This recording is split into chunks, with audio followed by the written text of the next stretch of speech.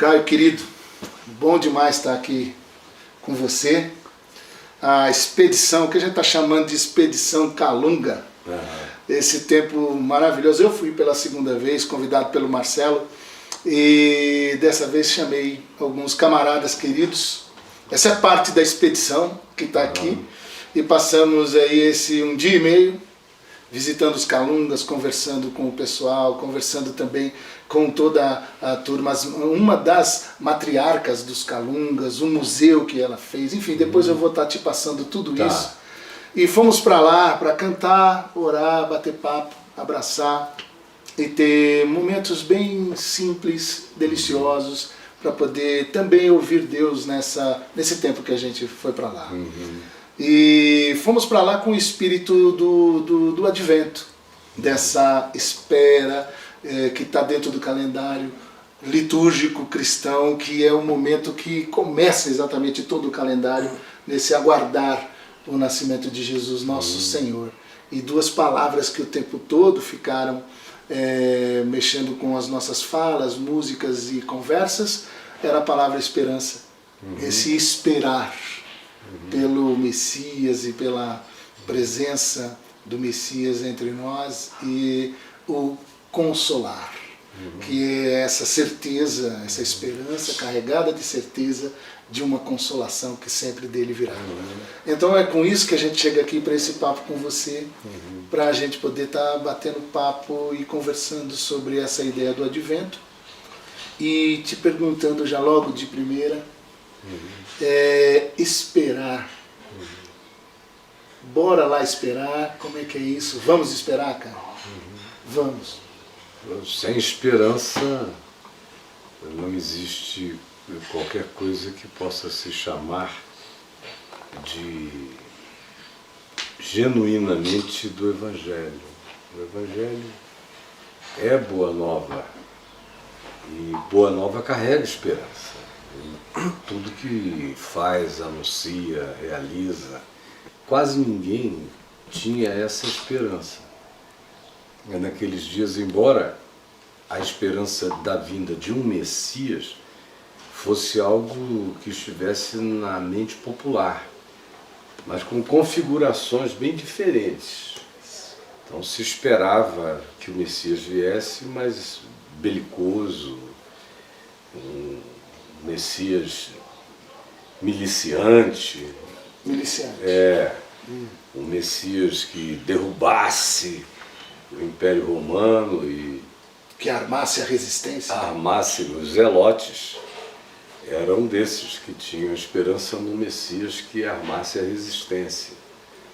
E os sicários não faziam parte de nenhum grupo religioso, mas eles decidiram que eles seriam a própria manifestação do advento, no enfrentamento imediato.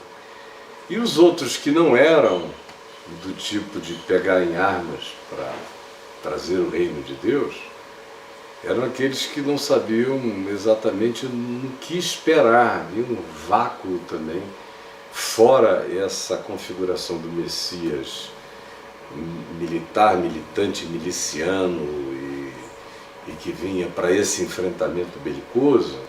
No mais tinha um grande vácuo.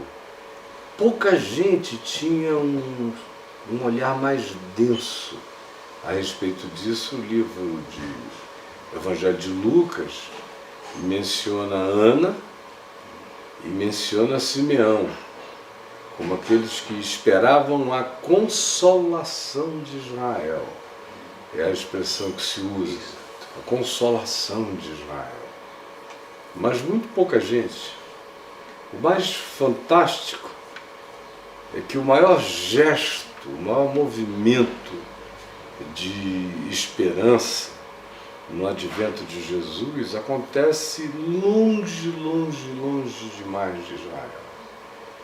Na Pérsia, entre discípulos de Zoroastro, astrólogos, astrônomos, que era o que havia de cientificamente, do ponto de vista da ciência físico-astronômica, era o que havia de mais evoluído E foram pessoas desse âmbito, de uma certa mística científica, que apareceu o grande movimento na direção do Messias, porque eles andaram dias, meses, para chegarem aonde chegaram, e foram procurar em Jerusalém informações, um Google Map da manjedoura, uma coisa assim.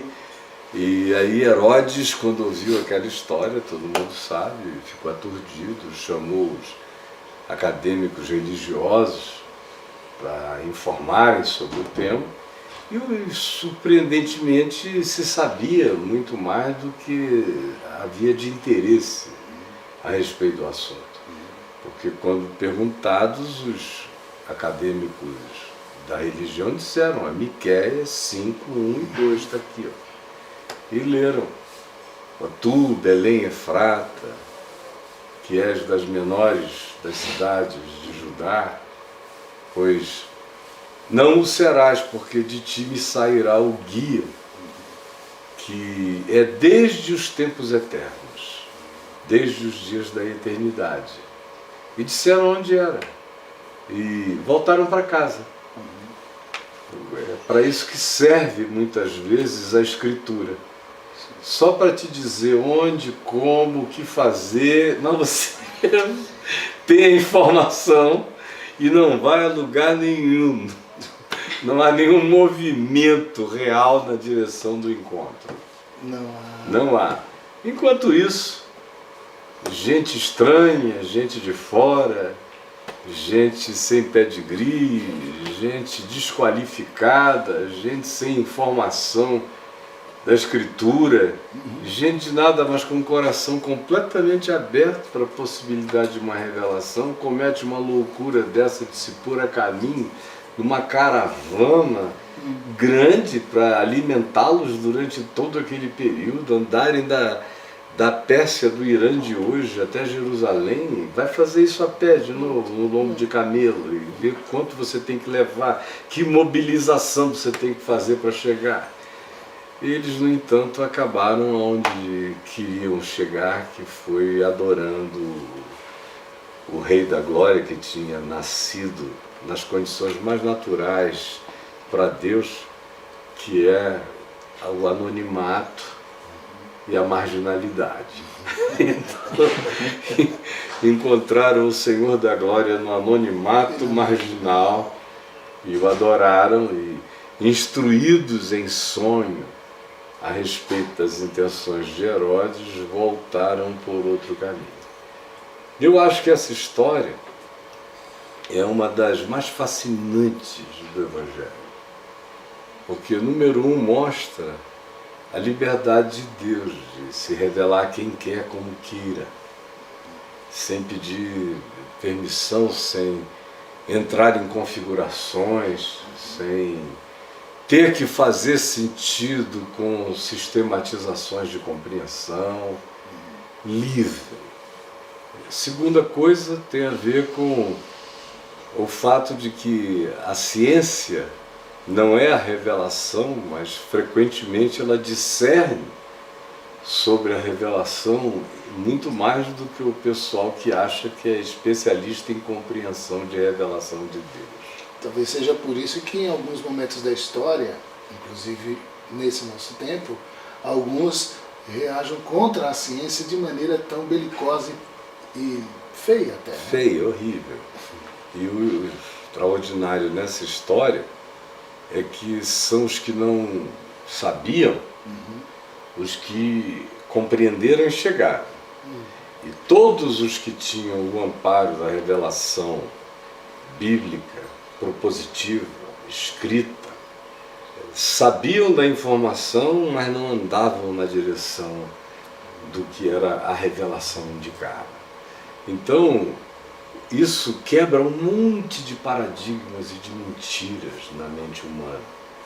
O Natal deveria ser também um momento que nos lembrasse de como a grande loucura humana é circunscrever Deus a qualquer que seja o ambiente de qualquer natureza, seja cultural, seja político, seja religioso, seja geopolítico.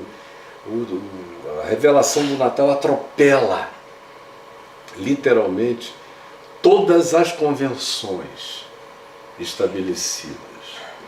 Inclusive, dessignifica Jerusalém como lugar de culto, porque essa adoração convergente de anjos, pastores, astrônomos persas, gente de outros matizes, acontece fora do ambiente religioso e nunca naquele ambiente religioso de saída.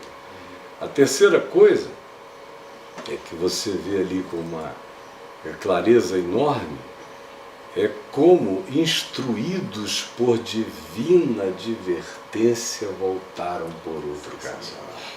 Isso é maravilhoso. Esse Deus que fala com o ser humano. Primeiro vieram seguindo uma estrela, mas agora já não. No início era a natureza, com sinais que eles, do ponto de vista da ciência deles, interpretavam como carregando algum tipo de oráculo, mas ainda era de uma sutileza de natureza universal. Agora não. Ficaram cara a cara com Jesus e a palavra vem para eles por divina advertência. E eles mudam a rota e mudam o caminho. Tanto quanto se poderia também dizer que, porque eles não voltaram para informar, o advento da encarnação carrega também a chacina da perversidade. Porque eles escolhem outro caminho, é que Herodes vai até lá e liquida uma quantidade enorme de crianças de 2 anos para baixo. Então, não existe nada definitivamente romântico em relação ao advento da encarnação, porque foi Simeão que veio a dizer posteriormente no templo, quando Jesus foi circuncidado, disse a Maria: este menino está destinado tanto para a ruína quanto para o levantamento de muitos, e que também para que se manifestem os pensamentos ocultos de muitos corações. Do ponto de vista da religião, por exemplo, se a gente ouve falar com as categorias de hoje, sem o Evangelho para interpretar o acontecimento, e você iria dizer que vieram uns caras estranhos do Oriente da Terra, provavelmente querendo perverter o Evangelho e tornar Jesus um ente cultuadamente esotérico. Sim. E vieram para isso. A interpretação, se você bota todo esse cenário do Natal em cinema mudo, só as cenas, as interpretações iam ser as mais apavorantes possíveis a partir da compreensão dos cristãos hoje. Os cristãos não aceitam o Evangelho, nem o Evangelho falando do Evangelho, não aceitam o Evangelho nem na boca de Jesus, não aceitam as interpretações mais simples e óbvias do Evangelho na boca de um outro cristão, quanto mais se fosse do cinema mudo. Ninguém iria concluir que o que estava acontecendo ali era uma revelação da ordem de Melquisedeque, que caras que não tinham nada a ver com Abraão, Isaac, Jacó, DNA judeu, escritura, revelação proposicional, escrita, nada, olhando para o céu tiveram um boom, um Big Bang, que eles não sabiam nem o que era, só vai porque está acontecendo. Aí foram e chegaram. E os que escreveram durante mais de 1 milênio as notas das profecias sobre esse advento, voltaram para casa. E E Herodes ficou esperando a informação para tomar providências belicosas para eliminar e matar a esperança no berço. Então continua tudo igual. Bem igual, né, cara? Bem igual. Eu quero continuar com esse bem igual aí, porque aí já vieram na minha mente aqui já uma palavra que o Filipe dos Anjos, inclusive, traz muito bem no seu livro, quando fala de necropolíticas e toda essa pegada, que é uma pegada mais voltada para essa ação, ou seja, esse símbolo terrível de Herodes, que nos leva a também lá em Moisés, no tempo de Moisés, o quanto essa saga, essa tara maligna para poder matar a esperança no berço. Mas agora eu queria muito que nesse momento, num pequeno intervalo para a gente retomar, nós vamos ouvir uma cantoria aqui do Di Maria e também do Clóvis Pinho, que está junto com a gente aqui. Maravilha. Depois a gente continua aí a nossa conversa.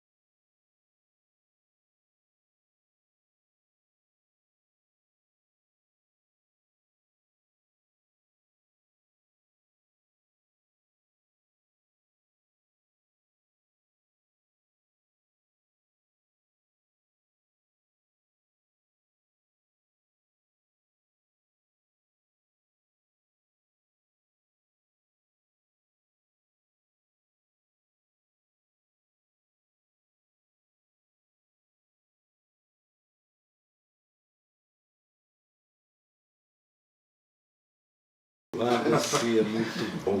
Deus te abençoe. Muito obrigado. Lindaço.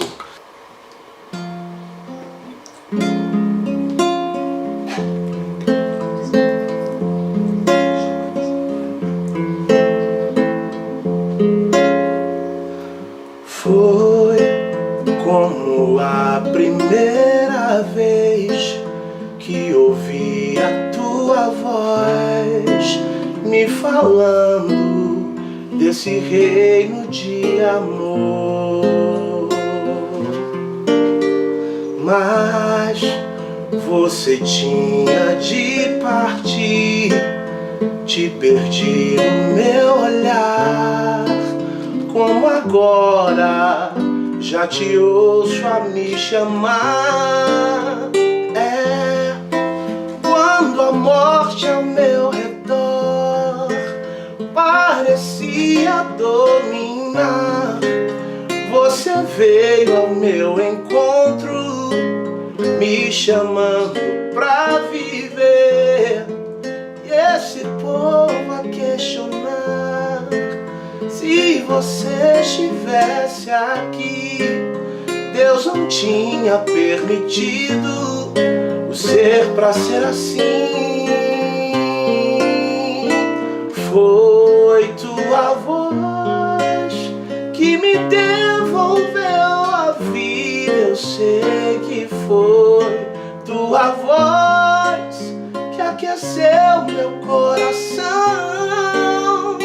Foi tua voz que pelo nome me chamou, desatou meu nó e agora livre sou.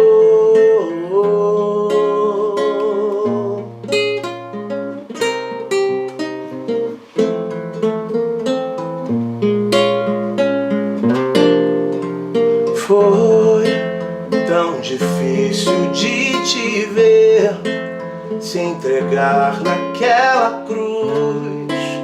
Teu silêncio parecia que era eu,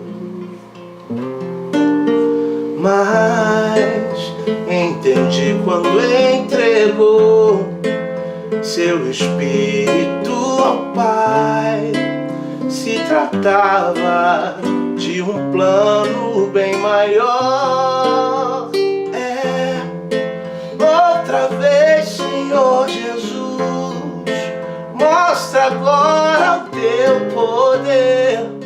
Quem transforma a morte em vida não pode morrer. Sei que és filho de Deus, és o Cristo Salvador, és a própria vida e nem a morte o derrotou. Foi tua voz que me devolveu a vida. Eu sei que foi tua voz que aqueceu meu coração. Foi tua voz que pelo nome me chamou, desatou meu nó e agora livre sou.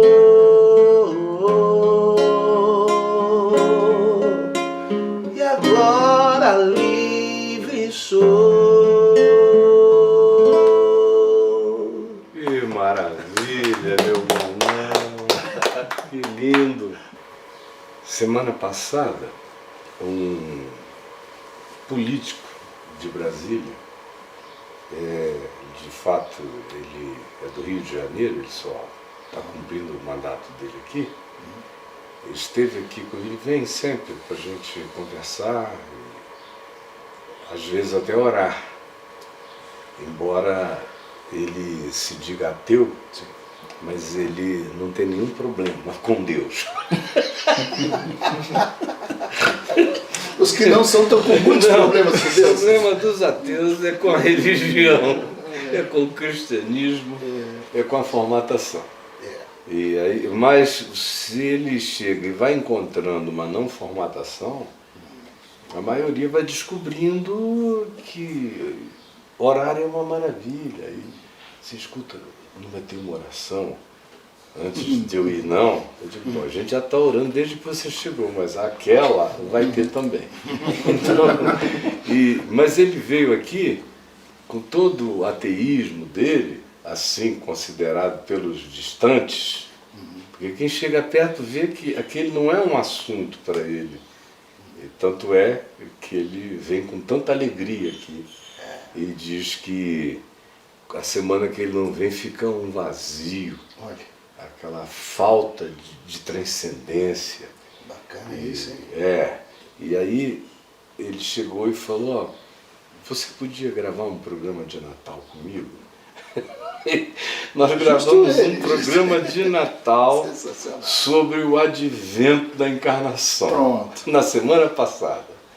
Estamos, eu e o ateu, e nós todos estamos pelo menos conectados, né? Totalmente, o mesmo espírito. O mesmo espírito.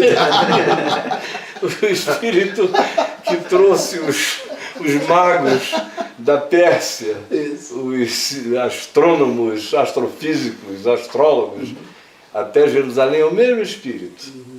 O mesmo espírito está fazendo essa conexão ser a mesma, bem naturalmente falando. Então, o que eu digo é o seguinte: depois da ressurreição, porque tudo que deu valor a tudo que a gente chama de evangelho foi a ressurreição de Jesus. Se Jesus não tivesse ressuscitado, essa história não existiria. Não haveria nada disso. A gente iria o quê? Ficar feliz da vida porque um cara nasceu numa manjedoura e saiu escapando por aqui, por ali, vai e tal, fez algumas curas, mas não conseguiu escapar da cruz e morreu. Ia ser só no máximo um beato lembrado como uma figura extraordinária. Infelizmente não deu certo, o mundo não estava preparado para ele, como nunca esteve e nem estará enquanto for como é, enquanto o mundo for como é. Mas o que muda tudo é o fato de que aquela morte o catapultou para a eternidade, com manifestação na história e com o testemunho histórico daqueles que ficaram tão possessos dessa certeza. Foi uma esperança que virou certeza na ressurreição. A ressurreição transforma a esperança em certeza. É isso que acontece. Você espera, mas a ressurreição vem e transforma a esperança num fato certeza da fé. Te dá isso na mão. Deixa de ser uma expectação, passa a ser uma concreção e passa a ser uma introjeção viva, não psicológica, mas do Espírito de Cristo em si. Aí, numa perspectiva histórico-linear, eu continuo a esperar Jesus. Mas numa perspectiva existencial, eu não espero mais nada, eu já sou e estou. Já fui parido para a eternidade, como Paulo diz, já estou assentado nos lugares celestiais em Cristo Jesus, não é? Já e ainda não, mas eu já estou lá e o meu ainda não já é impregnado dessa convicção de que tudo agora é apenas e tão somente processo. Mas eu já estou, eu sou um ser concluído nele. E esse é o grande poder do Evangelho. É quando você anda com essa coisa que é perceptível quando está dentro de ti. Eu sinto que as pessoas sabem de Deus em mim sem precisar abrir a boca. Às vezes em países distantes, onde ninguém sabe nada sobre quem eu possa ser em relação à fé, começa a conversar com alguém, 1 minuto. A pessoa já diz: escuta, o que tem em você que eu estou sentindo aqui? Isso acontece em todos os lugares. Vaza. É uma presença real. O poder da ressurreição. Dentro de ti. É um fator também arrombante. Porque assim como o livro de Atos diz, Pedro dizendo que a morte não pôde detê-lo, ele rasgou a morte, a expressão é linda, quebrou os grilhões, rasgou a morte de dentro para fora. Esse é o poder prometido que iria se transformar numa força existencial com a mesma capacidade de rasgar mortalhas de morte, quebrar grilhões, É isso que faz um cara chegar e dizer: eu não me envergonho do Evangelho. Não é um negócio de vencer a timidez para dizer: ah, Jesus é legal. Não, é essa revolução poderosa. É um vulcão eterno em ebulição de dentro de você. Jesus chamou de fonte d'água da vida. Ele disse que haveria esguichos intermináveis e fluir que não cessaria. Jesus disse que ele era o cumprimento da profecia de Ezequiel, quando descreveu aquele templo de cujo altar procediam fontes de água viva, que desceriam do templo para o Ribeiro do Cedron, para a queda nos vals até o Jordão, e do Jordão entraria no Mar Morto, e o Mar Morto se tornaria um lugar de seres viventes, aonde quer que passasse aquela água, tudo nascia.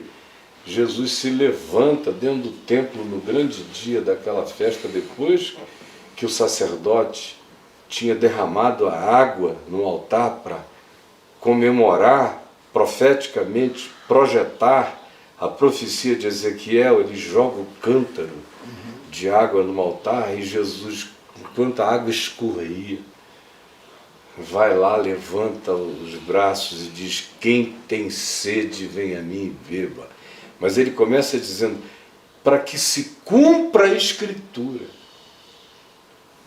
Foi, diz, quem tem sede, vem a mim e beba. Ou seja, ele diz: eu sou esse templo, o cumprimento aconteceu, esse templo é existencial, não é nem construível. Uma vez eu me dei o trabalho de tentar construir esse templo, e eu tenho alguma noção de arquitetura, já fiz casa, já fiz coisas assim, e tenho uma boa noção.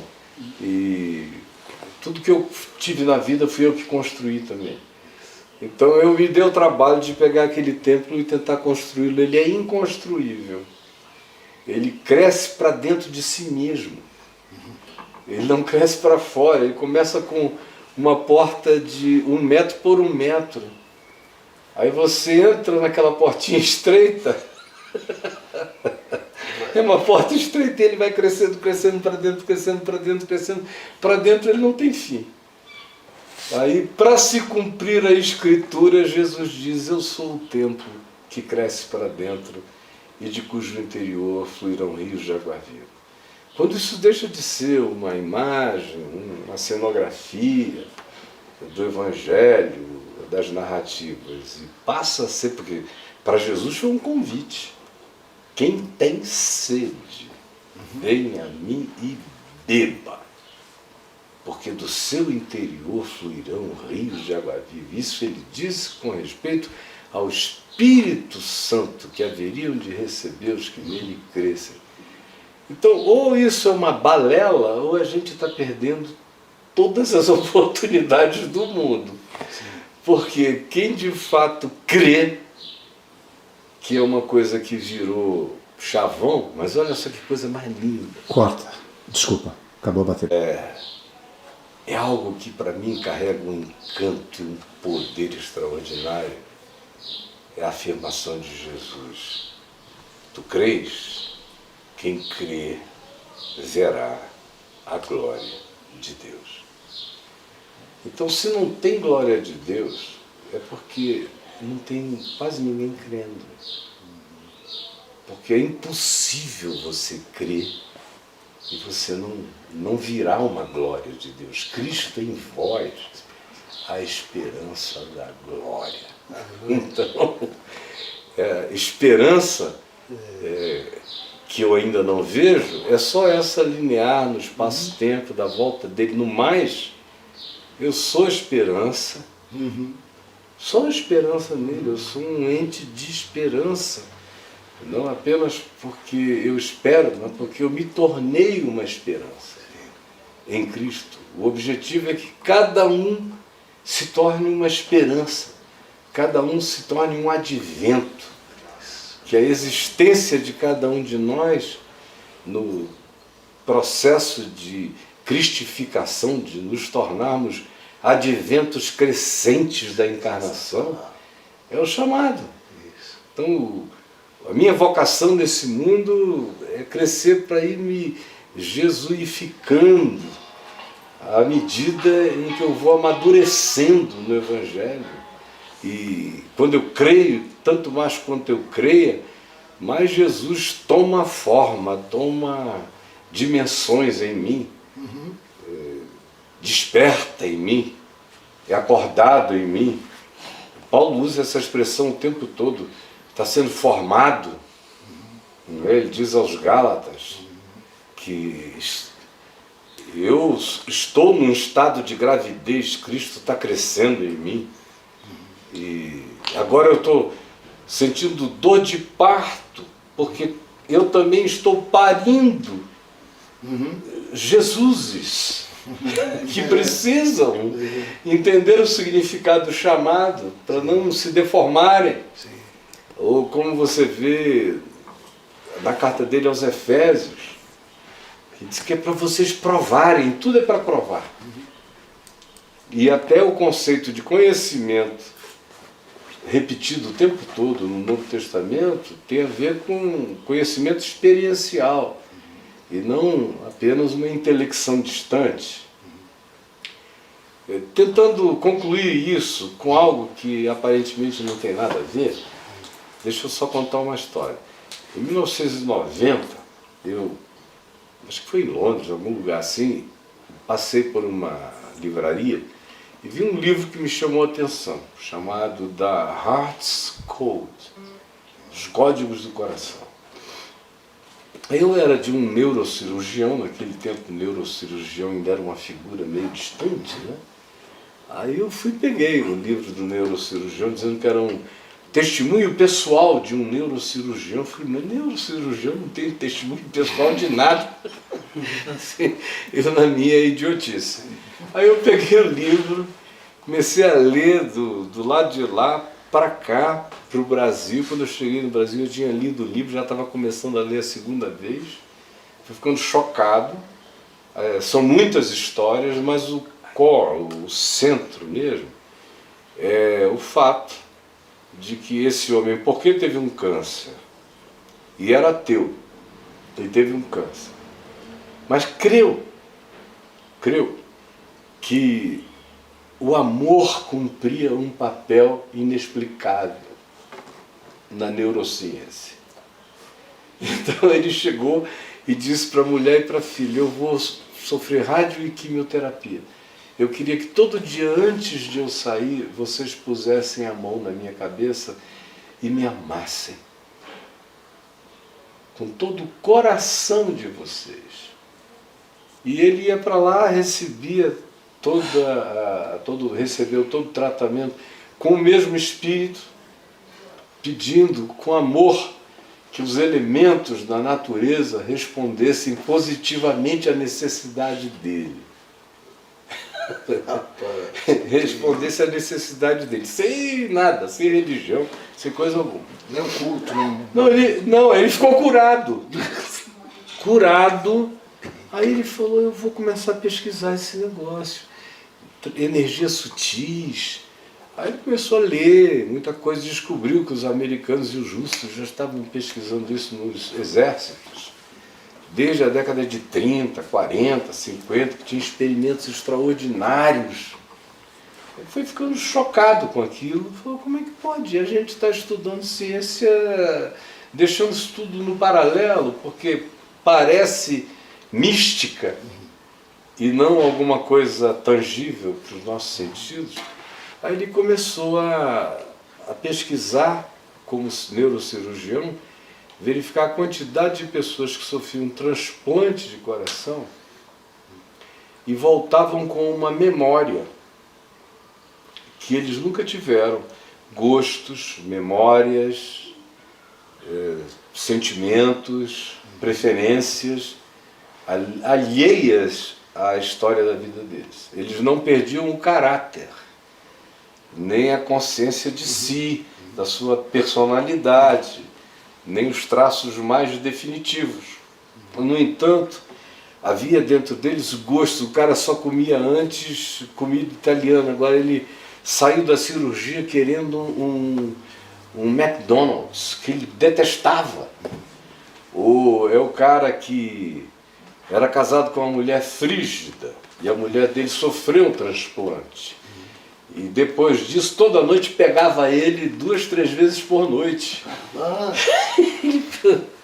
Aí, todo tipo de situação que ele foi vendo. Velhinhos que só gostavam de música clássica se apaixonaram por rock and roll. E o cara nerd que de repente saiu da cirurgia querendo ir para o mar aprender a surfar. O meu negócio é onda. Outros que detestavam música aprenderam a tocar. Histórias e histórias, mais de 300 histórias, só daquele períodozinho da observação dele. Aquilo me gerou um impacto enorme, porque, de algum modo, eu sempre intuí que as nossas memórias de natureza celular eram profundamente transferíveis também. E eu fui lendo coisas do gênero, e nunca entendendo por que a ciência era tão alheia àquilo ali, até que outro dia eu encontrei um relatório científico mais contemporâneo, dando nome às células do coração que funcionam como células cerebrais independentes. Independentes. De modo que o que eu penso no meu cérebro não é necessariamente o que eu sintetizo nessa memória bruta e emocional no coração. Isso hoje tem nome, as células têm nome, tudo está crescendo em identificação. E também o grande desafio é buscar uma harmonização entre o processamento do coração e o processamento cerebral e vice-versa. Então, desde 90 que isso vem crescendo em mim, é uma certeza que eu já falei sobre isso um monte de vezes, mas agora está ganhando suas primeiras conclusões científicas. E o que isso tem a ver com a gente? O que eu acho que tem a ver com a gente é que isso ilustra. A palavra ilustra. Não estou dizendo é isso, mas ilustra essas dissintonias profundas entre mente e coração. De modo que apenas como ilustração, e não falando do fato em si, mas como metáfora, o que mais me choca no ambiente cristão é ver que o que você nota que no coração de certas pessoas existe como uma certa ternura por Deus, por Jesus, não coincide quase nunca com o que elas interpretam e pensam da vida. Então esse estado de esquizofrenia, onde você vê pessoas que ao se emocionarem manifestam o que é bom, mas ao raciocinarem manifestam o que é mal, é uma coisa chocante e que dá testemunho todo dia desse desencontro. O que Jesus produz na gente, e é uma convocação o tempo todo repetida, mente e coração. Mente e coração. Que antes era só poesia. Se você fosse ouvir o melhor exegeta, ele ia dizer, não, é praticamente a mesma coisa e tudo mais, mas nunca foi. E cada dia a gente vai ter menos razão para pensar que seja. E o que desesperadamente nós vamos precisar aprender é confessar com a boca e crer com o coração. Segundo a confissão da mente, crer com o coração. Quando você junge, une, harmoniza isso, aí você vira o advento. Pronto. Você vira e você vai se tornando uma encarnação de esperança. Não há mais uma discussão entre o teu coração e a tua mente em estado permanente. Há um acordo pacificado, felicitado pela glória de Deus que você, pela fé, agora toma posse como uma realidade só. E quando nós, discípulos de Jesus, pararmos a falação e entrarmos de fato, de cabeça, no mergulho dessa obediência simples ao Evangelho, aí a gente vai ver cada dia mais a possibilidade dessa harmonização e como isso explode, produzindo uma diferença que foi prometida. Recebereis dunamis.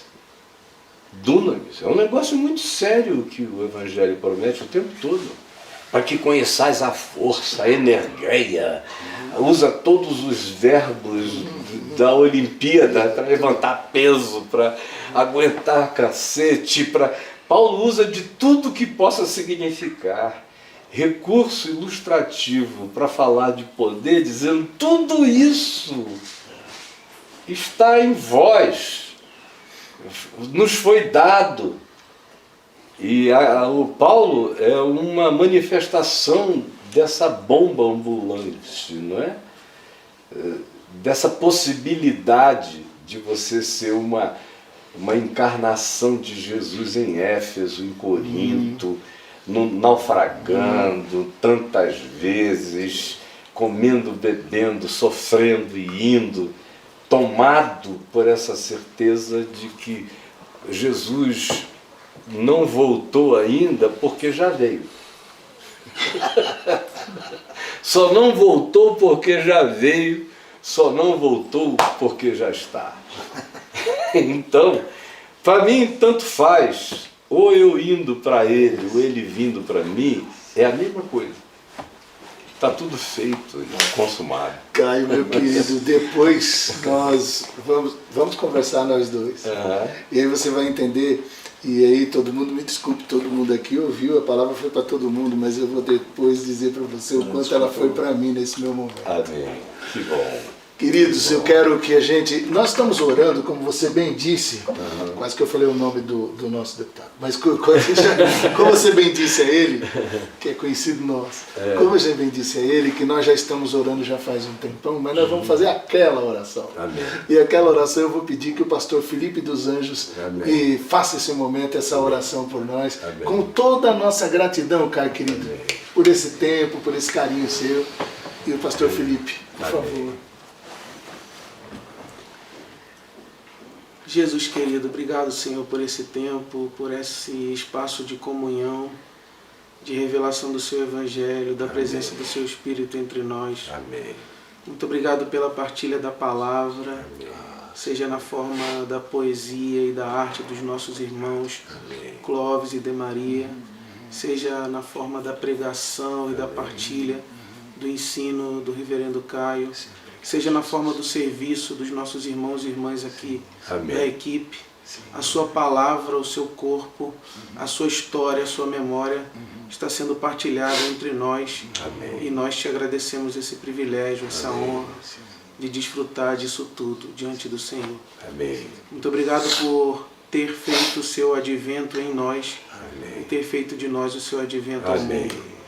Então faça nascer em nós, em Cristo, em Jesus, para que as outras pessoas vejam as suas manifestações em nós. É a nossa oração por Jesus, seu Filho. Amém. Aleluia. Então, graça, justiça, paz e bem. Seja com todos e todas, sem ninguém ficar de fora. Bem-vindos à nossa casa. Querido Caio, Deus te abençoe.